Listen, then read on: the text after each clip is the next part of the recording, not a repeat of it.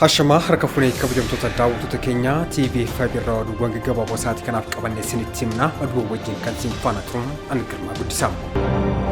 Abut yookiin adda bilisa uummata Tigraay boba'aa liitira 570 kuusaa sagantaa nyaata addunyaa Maqaleetti argamu keessaa saamee hatattamaan akka deebisu dhaabbatichi gaafate. Gareen Abut boba'aa liitira 570 mankuusaa dhaabbata mootummoota gamtoomanitti sagantaa nyaata addunyaa keessaa saamee hatattamaan akka deebisu sagantaan nyaata addunyaa gaafate.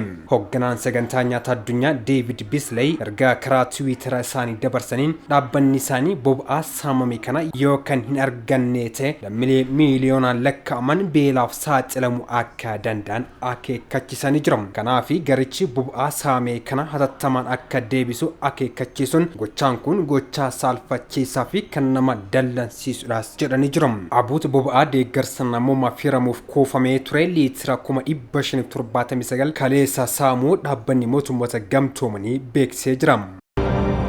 Sirni barnoota haaraan sadarkaa biyyattiitti manneen barnootaa sadarkaa lammaffaa filataman 80tti yaaliif barsiifamuuf jalqabbiin qophiin xumuramu ministeerri barnootaa beeksisee jira. Ministeerichi magaalaa Dabra Birhaanitti leenjistootaaf haala itti yaaliin barsiisuu kun jalqabamu kitaabilee barnootaa fi haala kenniinsa barnootaa irratti leenjii kennaa jira. Ministeera barnootaatti hojii gabbisa sirna barnootaa irratti dursaa kan ta'an Dr. Tedros Shawargat waltajjii leenjii kanarratti akka himanitti qulqullina barnootaa mirkaneessuuf sirna barnootaa irratti riiformiin taasifamaa jira. Kanaaf bara 2012 irraa jalqabe sirni barnootaa waan hammatu amala barataa bal'ina qabiyyee fi wantoota biroo irratti qophiin taasifamaa ture jedhanii jiru. Bara barnootaa 2014tti sadarkaa biyyattii manneen barnootaa sadarkaa tokkoffaa 589tti sirna barnootaa haaraa kana yaaliin barsiisuu taasifamuu himamanii jiru. Fulbaana bara 2015 irraa jalqabe sadarkaa biyyattii yaalii keessaa bahuun manneen barnoota sadarkaa tokkoffaatti sirni barnoota haaraan kun hojiirra ni oolaas jedhanii jiru. Manneen barnoota sadarkaa lammaffaa kutaa 9ffaa fi 10ffaa filataman 80tti yaaliif jalqabamuuf qophiin xumurameeraas jedhanii jiru. Kanaaf qophiin baruuf barsiisuuf oolan qophii ta'uu himanii bara 2015tti ammoo sirna barnoota haaraa kana yaaliif kutaa 11ffaa fi 12ffaatti ni jalqabamas jedhamee jira. Kanaafis sadarkaa biyyattiitti naannoleerraa ogeeyyii barnootaaf haala yaaliin kun itti raawwatu irratti leenjiftootaaf kennamaa jira jedhanii jiru. Godina Baalee keessatti dhukkubni gifiraa daa'imman irratti mul'achuun himame. Godina Baalee bahaatti dhibeen gifiraa daa'imman irratti mul'ataa akka jiru aangawoonni godinichaa himan. Obbo Jeelan Adam hoogganaa waajjira kominikeeshinii Baalee bahaa hanga yoonaatti daa'imman 400 ol dhibee kanaan qabamuu ibsanii jiru. Dhibee kana to'achuuf ogeeyyiin fayyaa bobba'anii akka jiran himanii jiru. Qajeelchi fayyaa godina Baalees ammatti weerarri gifiraa kun to'annoo jala kan bahe mitis jechuun himanii jiru. Waldaan aksiyoona geejjiba baaburaa Jibuutii konkolaattota Jibuutii irraa gara Finfinneetti tajaajila geejjibsiisuu eegalchise. Tajaajilli eegalame yeroo tokkotti konkolaattota 240 geejjibsiisuu kan danda'u yoo ta'u sagantaa tajaajilichaa eegalchiisuutiin konkolaattota 24 Finfinneetti geejjibsiisee jira. Waldichi tajaajila eegalchisee babal'isuuf karoora qabate keessaa tokko yoo ta'u fuuldurattis tajaajiltoota biroo kan eegalchiisu ta'uun ibsamee jira.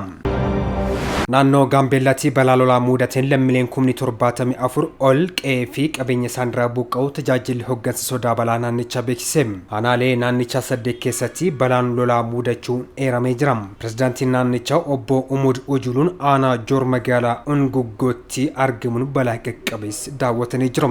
Jilleetti aanaa pireezidaantii naannichaa Taankuwaay Jookiin durfamus aanaalee Tiingaa fi Laareetti argamuun balaa mudatee daawwatee jira. Mootummaan naannichaa lammiilee balaa lolaa miidhaman deeggaruuf xiyyeeffannoon kan hojjetu ta'uu obbo Umud ibsanii jiru. Balaa lolaa aanaalee naannichaa 8 keessatti mudateen lammiileen 74 ol qe'ee fi qabeenya isaanirraa buqqa'u hoogganaan tajaajila hooggansa sodaa balaa naannichaa obbo Gaatii Beelmuun ibsanii jiru.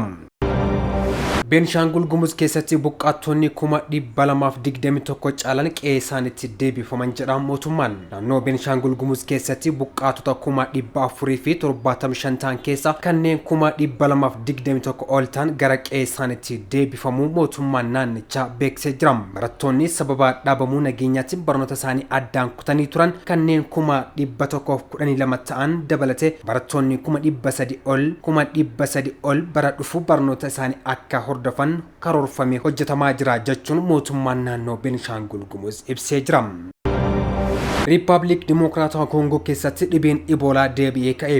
Republic Democrataa Congo kan lubbuun galaafatu weerarri vaayirasii Ebola dhabamuu isaa mirkaneessitee torban tokko booda namni haaraan qabamuu isaa himamee jira. Aangawoonni eegumsa fayyaa Beenii keessaa biyyattiin vaayirasicha irraa walaba ta'uu beeksisan namni haaraa vaayirasichaan qabamuu mirkaneessanii jiru. Aangawoonni kun torban darbee kan du'aan boqotan dubartii waggaa 46 irratti qorannaa gaggeeffameen vaayirasiin kanaan qabamuu isaanii ibsanii jiru. Instituutiin baayomedikaal kan biyyaalessaa akka jiretti vaayirasiin kun argamuun weerara kana dura waliin kan wal qabatees jedhanii jiru. Ogeessota eegumsa fayyaa 60 dabalatee namoonni dubartii kana wajjin walitti dhiyeenyaan wal argan 160 argamullee aangawoonni dubbatanii jiru. Ebolaan dhangala'aa nama dhukkubsate yoo tuqan dhibee daddarbu ta'uu isaas kan beekamudha. Mallattoon isaa qaamni martinuu dhukkubbiitti dhagahamu haqqisuu fi dhiigi qaama keessaa dhiiguuf keessaas qabam. Dhiheenya Kongo keessatti weerara ka'een kutaa Equator keessatti namoonni 4 Ebolaan qabamuun kan mirkanaa'e fi tokko kan shakkame yoo ta'u arfanuu du'uu jaarmiyaan fayyaa addunyaa gabaasee jira. Afrikaatti itti gaafatamtuun jaarmiyaa fayyaa addunyaa Matshidiso Mo'eeti Kongo gama bahaa keessatti Ebolaan deebi'ee ka'uun kan isaan yaaddeesse ta'uu ibsanii jiru. Garuu ogeessonni fayyaa biyyattii keessaa vaayirasichaan akka to'atan amantaa kan qaban ta'us dubbatanii jiru. Egaa kabajamtoota daawwattoota keenya oduuwwan gaggabaaboo sa'aatii kanaaf qabannee asumatti goolabneetii jirra. Qophiileen A5 itti fufuu waan faana turtaniif horaa bulaa.